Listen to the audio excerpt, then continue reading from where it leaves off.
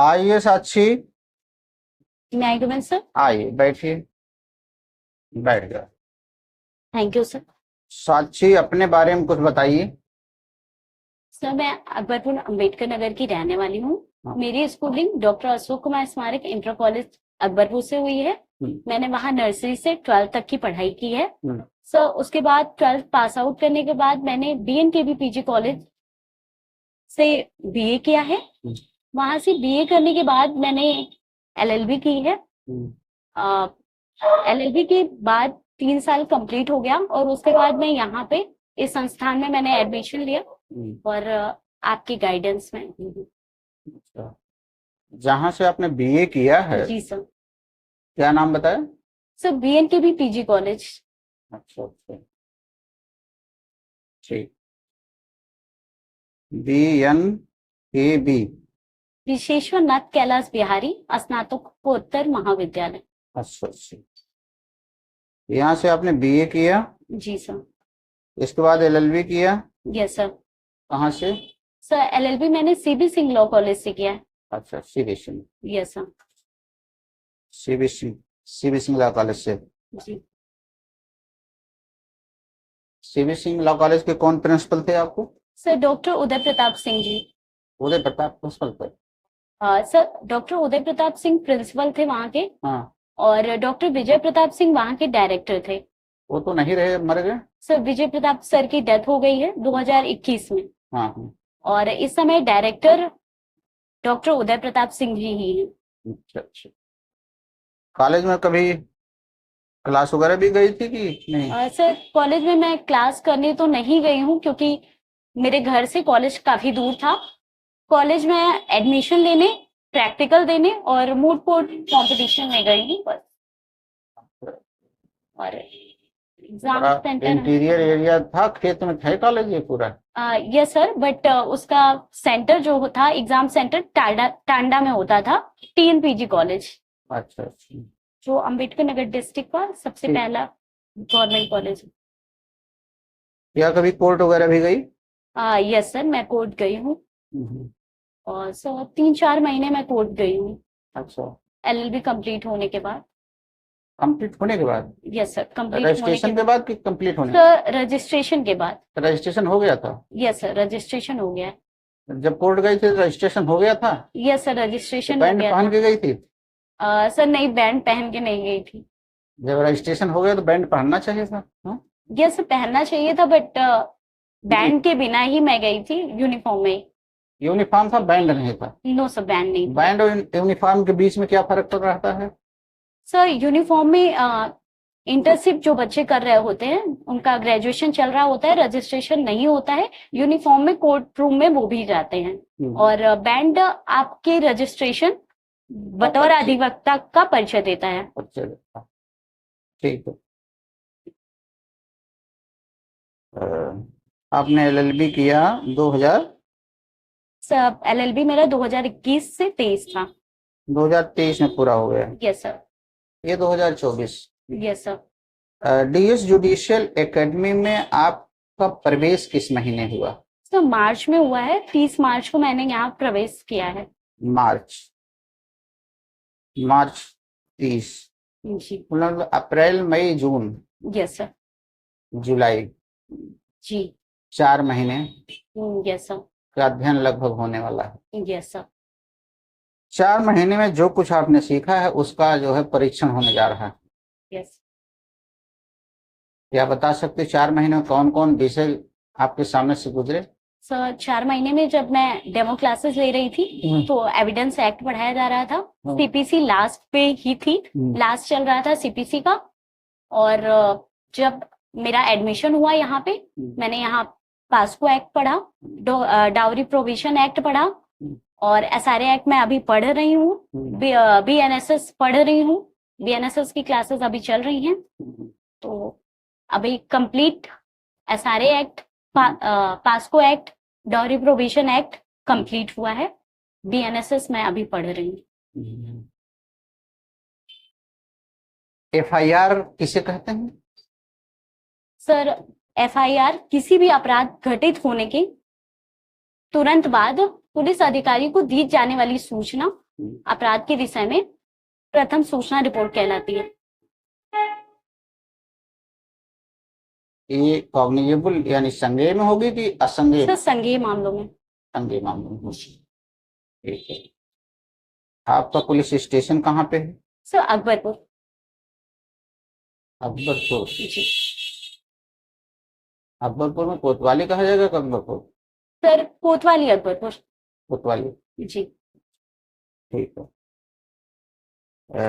POCSO act में आपका interest है कुछ? Yes sir. पॉक्सो एक्ट किस सन में पारित हुआ था? ईयर क्या था? सर 2012। 2012। तो 2012 माने 2012 में पॉक्सो एक्ट आया। जी सर।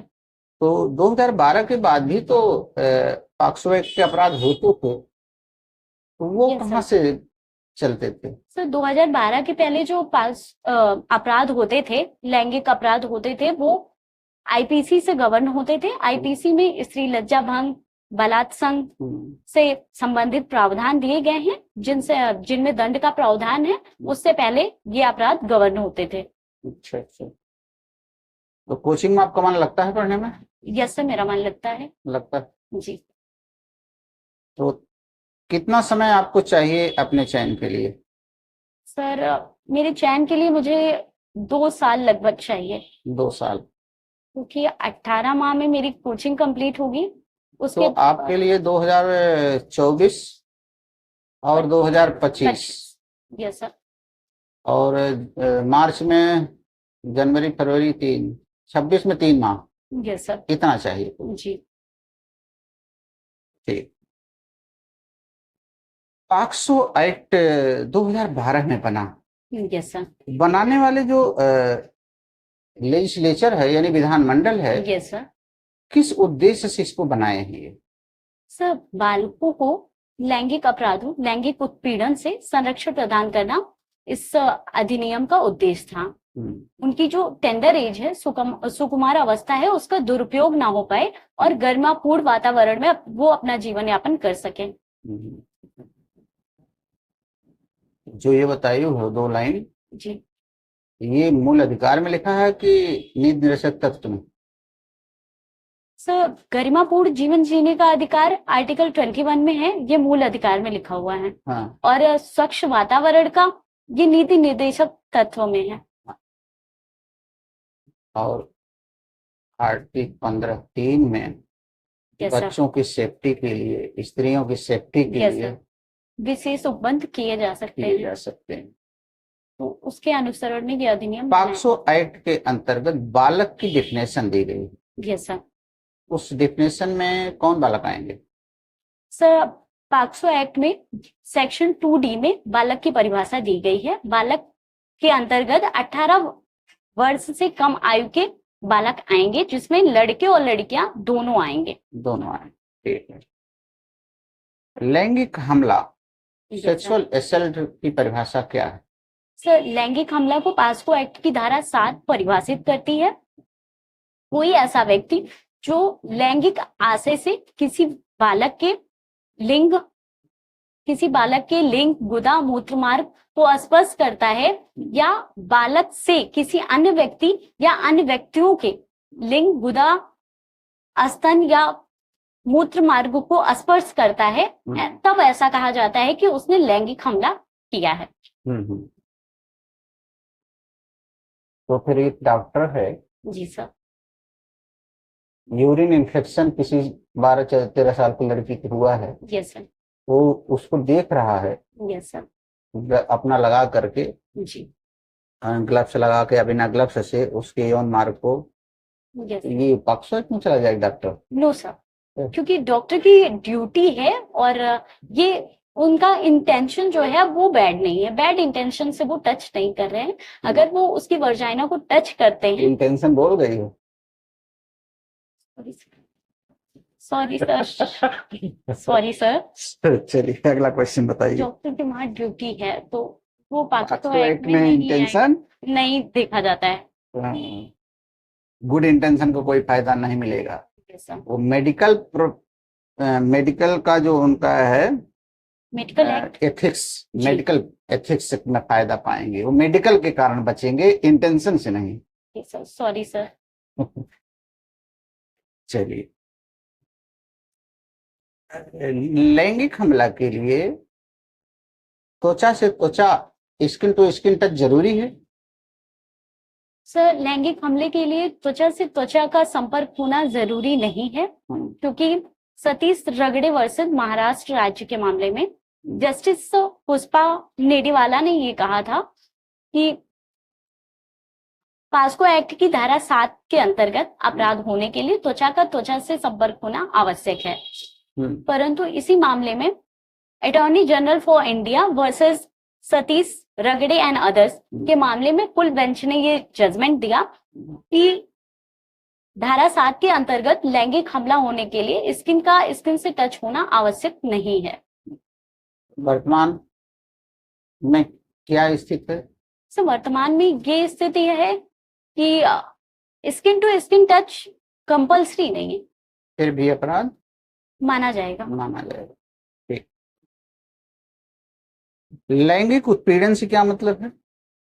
सो लैंगिक उत्पीड़न को पाक्सो एक्ट की धारा 11 परिभाषित करती है। कोई भी व्यक्ति लैंगिक उत्पीड़न करता है ऐसा कहा जाएगा जब उस व्यक्ति ने किसी बालक के शरीर के किसी अंग, लिंग, स्तन को स्पर्श किया है जिससे कि या उसके शरीर में कोई अंग विक्षेप उत्पन्न करता है, या किसी अश्लील प्रयोजनों के माध्यम से या प्रारूपों के माध्यम से उसके शरीर में अंग विक्षेप उत्पन्न करता है, उसका निरंतर पीछा करता है, तब ऐसा कहा जाता है कि उसने लैंगिक उत्पीड़न किया है।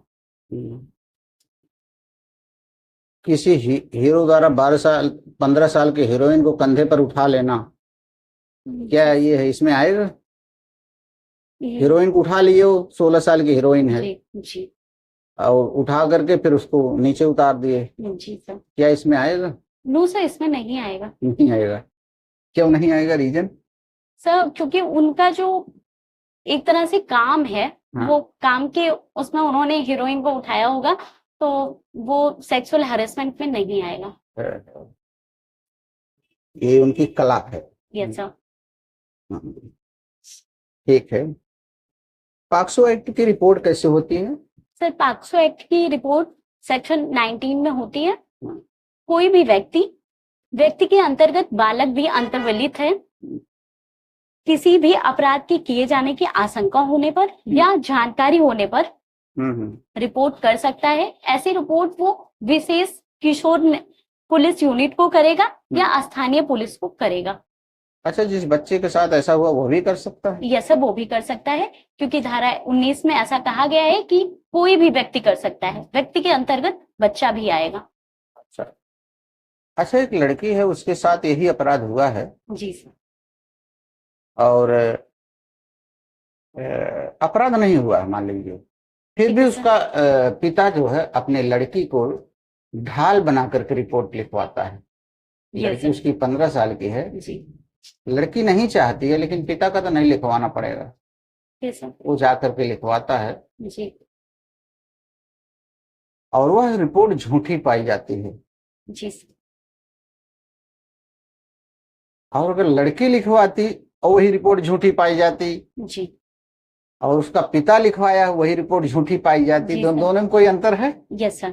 पिता के लिए सर दंड का प्रावधान है। अगर वो लड़की ऐसी झूठी रिपोर्ट लिखाती है तो उसके लिए कोई दंड का प्रावधान नहीं है, क्योंकि पाक्सो एक्ट में ऐसा कहा गया है कि ये बोलो ना, बालक के द्वारा एक्ट के नाते। जी सर, बालक के द्वारा मिथ्या सूचना या मिथ्या सबूत देने पर उसे दोषी नहीं माना जाएगा। उनकी प्रावधान है। यस सर, पिताश्री दोषी होंगे।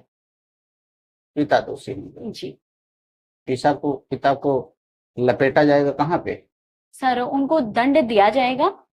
दंड उनका 1 वर्ष नहीं, किस एक्ट में जाएंगे? सर पास्को एक्ट में ही दंड का प्रावधान है। मिथ्या साक्ष्य? यस सर, मिथ्या साक्ष्य देने के लिए। मिथ्या साक्ष्य गढ़ भी रहे हैं ना? यस सर, गढ़ रहे हैं जी। ठीक है। बालक का कथन स्टेटमेंट कौन लिखता है? तो बालक का कथन मजिस्ट्रेट लिखता है। अच्छा, मजिस्ट्रेट लिखता है। जी।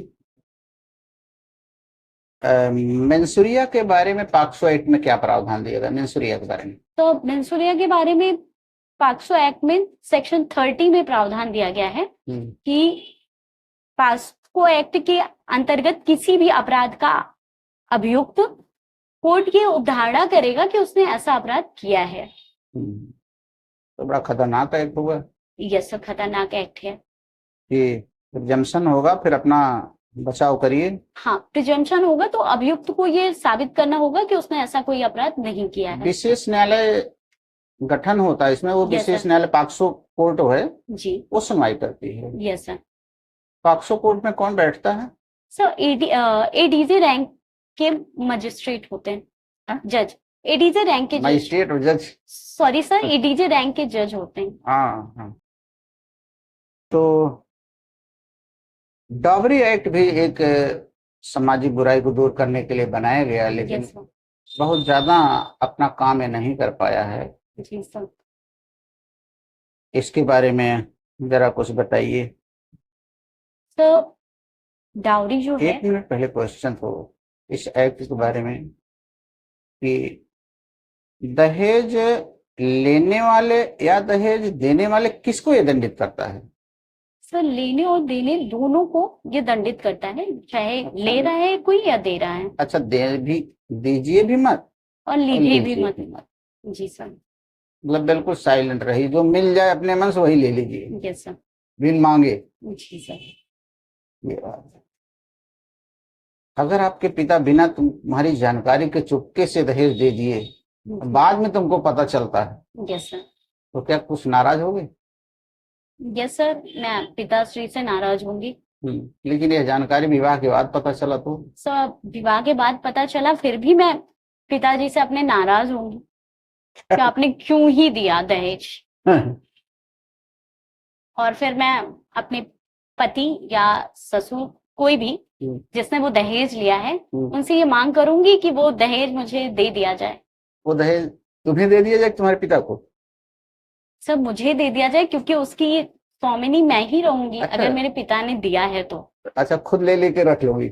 यस सर, रख लूंगी या फिर पिताजी को वापस कर दूंगी। अब ये बता दो, जो दहेज तुम्हारे सास और ससुर पाए हुए हैं जी, उस दहेज को तुमको लेने का राइट एक्ट देता है? यस सर, मुझे वो दहेज लेने का राइट देता है। ला जानना चाहते हैं सर, सेक्शन 6 में ऐसा प्रावधान किया गया है कि स्त्री को जो भी दहेज में, स्त्री के परिवार की तरफ से जो भी दहेज में दिया गया है, सारे दहेज या संपत्ति की मालकिन वो खुद होती है। स्त्री धन? यस सर, स्त्री धन होता है। यस सर, तो मालकिन वो स्त्री ही होगी। हाँ, तो जिस दिन दुल्हन बन के वहां उतरी हो, यस सर, उसके कितने दिन के अंदर तुम्हें वो मिल जाएगा? 3 महीने के अंदर। 3 महीने के अंदर मिल जाना चाहिए। यस। सुप्रीम कोर्ट भी मदद करता है तुम्हारी कि इस मामले में? Sir yes sir, supreme court मेरी मदद करेगा। किस केस में किया? सर प्रतिभा रानी वर्सेस सरोज कुमार के मामले। Suraj Kumar, sorry sir, Suraj Kumar. हाँ, 1985 सुप्रीम कोर्ट। 1985 supreme court. इस मामले में 60,000 वापस दिलाया गया था। अच्छा, ये भी पता है कितना दिलाया गया? यस सर, 60,000 की धनराशि वापस करेगी। नाम नहीं पता रहा सर, नाम में थोड़ा सा कंफ्यूजन हो गया था। वो सरोज रानी हिंदू विवाद नियम धारा 9 की केस है। यस सर, धारा 9 वैलिड है। यस। स्त्री धन, दहेज पूरा स्त्री धन है, इसलिए स्त्री को मिलेगा। Yes sir. चलिए आते हैं दहेज एक्ट में। तो सामान तुम्हारा सब मिल गया वापस? Yes sir. अच्छा, जो बेड दिया जाता है शादी में, जी, सारे लड़की के बाद डबल बेड देते हैं। Yes sir. तो डबल बेड का मतलब आधा पुरुष का है आधा स्त्री का है कि पूरा स्त्री का है? सर पूरा स्त्री का है। पूरा है? Yes sir. ये जानकारी सर दहेज में मिला है, शादी के पश्चात उसके पिता ने दिया है, तो सब कुछ उसी का होगा। स्त्री धन है तो मालकिन वही होगी। नहीं देना चाहिए, सिंगल देना चाहिए। सर ऐसा नहीं है, डबल दिया जाता है। एक तरह से रीति चलती आ रही है कि डबल ही दिया जाएगा। डबल बेड इसीलिए दिया जा रहा है तो फिर धारा 6 में उसको वापस मांगोगी तो हस्बैंड कहेंगे साहब ये डबल इसमें आधा काट के तो हमें दें। नहीं सर, वो ऐसा नहीं कह सकते हैं कि आधा काट के उन्हें दिया जाए। हाँ, वो स्त्री ले जा सकती है। वो रखेगी दोनों अपने पास। यस सर, उनके पिता ने जो कुछ भी दिया है वो अपने पास ही रखेंगी। अपने पास रखेगी। जी हस्बैंड का क्या होता है दहेज, मतलब जो पूरे सामान मिलते हैं शादी में, हस्बैंड का कौन सा सामान होता है? सर, जो लड़की के पिताश्री ने दिया है, जो शादी के पश्चात या शादी के दौरान दिया गया है, उसमें उनका वो कोई सामान नहीं होता है जो उन्हें स्पेशल गिफ्ट के तौर पे दिया है बिना मांग किए गए। वर वधु भेंट। यस सर, वर वधु भेंट ये दहेज के अंतर्गत नहीं आएगी। आता है, वही चीज उनको मिलेगी यस सर, जो भेंट मिली है। भेंट के रूप में उन्हें जो कुछ भी दिया गया है हाँ, लड़की के परिवार की दो तरफ चार से। छोटे छोटे यस सर, घड़ी हो गई। गत्ते उत्ते भीतर जो मिल जाते हैं, यस सर, रेमंड वेमंड के साथ सूट वूट, यस सर, वो उनका ही होगा, वो वो उनका। अपने पास रखें। वो अपने पास ले जा सकते हैं, उसी को अपने जीजा उजब दें। तो डीपी एक्ट के अपराध की प्रकृति बताइए, सर, डीपी अपराध के नेचर क्या है? सर, नेचर संज्ञेय, असमनीय और अजमानती होता है। अजमानती होता है। जी इतना वर्ष बीत गया यस सर, दहेज एक्ट बनते हुए, यस सर, 1963 में बना, यस 40 उधर 20 इधर, 60 60 वर्ष प्लस 3 63 वर्ष। वर्ष। इसके बाद भी सफलता क्यों नहीं पाया? सर, सफलता इसलिए नहीं मिली क्योंकि दहेज एक सामाजिक बुराई है। लोगों की मानसिकता जो है लड़कों की जॉब के अकॉर्डिंग बदल रही है। लड़के अच्छी जॉब कर रहे हैं तो उनका ये होता है कि हमें ज्यादा दहेज देना है तो ही विवाह सही सलामत चलेगा और उनकी लड़की खुश होगी। सर, मेरे हिसाब से दहेज प्रतिषेध अधिनियम में दंड का प्रावधान ज्यादा कर दिया जाए या ऐसे कई एक्ट और भी बना दिए जाएं तो उससे दहेज जैसी बुराई को खत्म नहीं किया जा सकता है। क्योंकि सर ये एक सामाजिक बीमारी के साथ साथ एक मानसिक भी कुरीति है। तो जब तक लोगों की विचारधारा में परिवर्तन नहीं होगा तब तक दहेज को दूर नहीं किया जा सकता है। लोगों की विचारधारा में परिवर्तन से तात्पर्य सर ये है कि लोगों को परिवार ही धन है ये चीज माननी चाहिए। तो उनकी जो भी फैमिली है वही उनके लिए सफिशिएंट है। पैसा हर एक चीज सब कुछ नहीं होता है। पैसा होता है, मायने रखता है, बट सब कुछ पैसा नहीं होता है। जिस दिन लोग इस चीज को स्वीकार कर लेंगे उस दिन दहेज जैसी बुराई को दूर किया जा सकता है। तुम्हारे इंटरव्यू को जी सर। देखने के बाद यस सर। अगर कोई लड़का यस सर। जॉब वाला है यस सर। और उस लड़के की बात तुम्हारे घर पे चली हुई होगी यस तो सर। तू जान जाएगा इससे दहेज मुझको नहीं मिलना है। यस सर, उन्हें जान जाना चाहिए। जान जाएगा ना? यस सर, बिल्कुल दहेज नहीं मिलना चाहिए, नहीं मिलेगा। और जबकि शादी लगभग फाइनल हो गई, इसी दहेज आके टिक गया इसी पे। सर, दहेज पे आके टिक जाएगी तो मैं अपने पापा से ये अनुरोध करूंगी कि वो दहेज के लिए मना करे। बाकी अगर पिताश्री को लड़का पसंद होगा तो मैं शादी कर लूंगी। पसंद है, सब कुछ है, यस सर। बस वो डर गया हमें कुछ नहीं मिला इसलिए वो मना कर रहा है लड़का। तो सर मैं उसे एक बार समझाऊंगी कि तुम्हें भेंट स्वरूप चीजें मिलेंगी, बट अगर तुम कुछ स्पेशल डिमांड करोगे तो वो तुम्हें नहीं मिलेगा। मतलब दहेज को भेंट रूप में दोगी तुम? नहीं सर, दहेज को भेंट रूप में नहीं दूंगी। नॉर्मली आपने कहा कि कुछ नहीं मिलेगा मुझे, तो सर कुछ नहीं से कुछ तो अच्छा ही है ना, तो उसे कुछ मिलेगा। अच्छा, गिफ्ट के रूप में मिलेगा, बट दहेज की वो मांग करेंगे आप जैसे स्पेशल वो कहें कि मुझे फॉर्च्यूनर चाहिए, मुझे 1 करोड़ कैश चाहिए, तो वो नहीं मिलेगा। वो मैं अपने पिताश्री से कभी कहूंगी भी नहीं कि आप ऐसा कुछ करें। और अगर पिता तैयार है तो सब देने के लिए? सर मैं मना कर दूंगी शादी के लिए क्योंकि मैं कॉम्पिटेंट हूँ। सुप्रीम कोर्ट इधर कई जजमेंट अपने अच्छे अच्छे दिए हैं। Yes sir. कोई जजमेंट याद हो तो बताइए। सर, डॉली रानी वर्सेस सुदर्शन मनीष चंचल। मनीष चंचल। Yes sir. किस चीज पे है? सर ये विवाह पे है।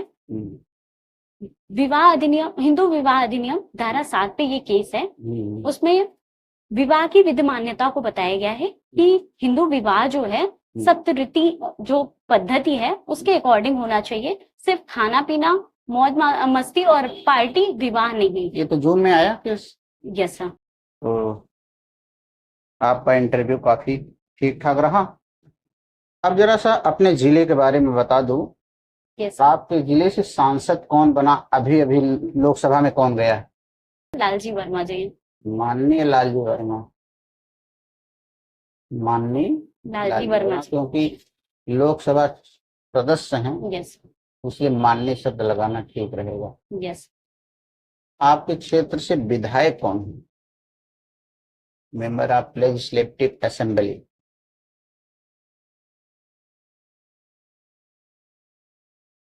चलिए, आपने बहुत कुछ बताया, बड़ा अच्छा रहा। जिस दौरान आप प्रैक्टिस करती थी वहां पे, जी सर, बार के अध्यक्ष कौन थे? सर बार के अध्यक्ष मिस्टर संजय त्रिपाठी जी थे। अच्छा, चलिए बहुत अच्छा लगा।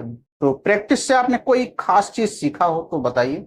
उतने दिन, जितने दिन आपने किया। जितने दिन भी मैंने प्रैक्टिस की, प्रैक्टिस से मैंने यही सीखा कि विधि का ज्ञान जब तक आपको नहीं होगा समय रूप से, आप जज, वकील कुछ भी आप नहीं कर सकते हो। तो 4 महीना में डीएस जुडिशियल एकेडमी से विधि का ज्ञान कुछ हुआ?